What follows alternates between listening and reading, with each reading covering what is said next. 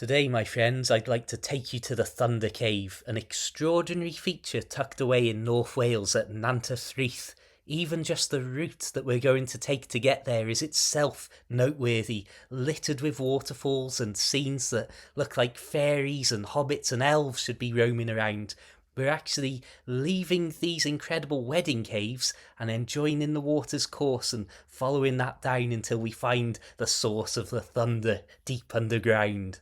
The history of this area dates back to the Roman times and long into the past before that, and I love the idea that we may be following in the footsteps of thousands of years of feet and generations of humans unknown.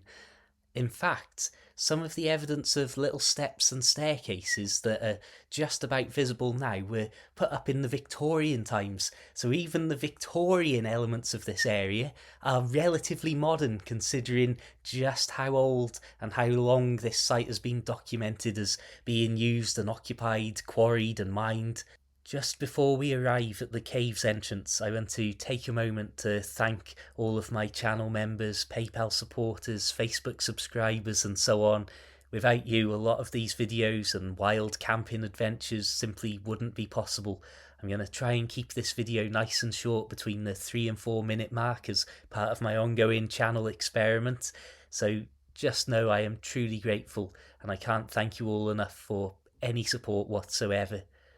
Right now, though, my friends, let's prepare to get wet feet and let's head in to one of the most extraordinary features I've been lucky enough to visit, probably in the last few years.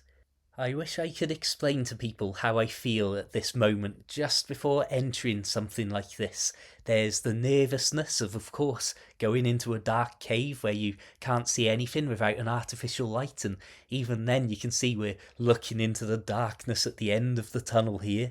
And then, of course, there's the extreme excitement and almost impatience to just get going and start seeing what's about and what's actually up there. And the second thing, I suppose, is that as you enter somewhere like this, where there's a lot of running water, you have that shock of the cold water first hitting your ankles, then filling your boots.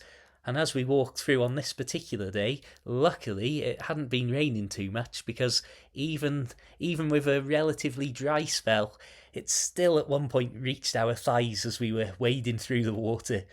But it was well worth it. I'm going to say one of my usual disclaimers here. Of course, this is incredibly dangerous and fraught with potential danger, so I don't advise anybody go out doing this or visiting here. I often say I'm a professional idiot, but the truth is I'm an unprofessional idiot at best, I suppose. But my goodness me, look at this. What a place. What a place. I'd say this is probably one of the few locations that I've visited that actually looks pretty much exactly how I'd imagined it would from what I'd seen on social media. You can see I actually used vertical video here, which I do apologise for, just because it's such a small enclosed space that it's difficult to get it all in shot. And oh man, what a place. Thank you very much for joining me on this little adventure, my friends.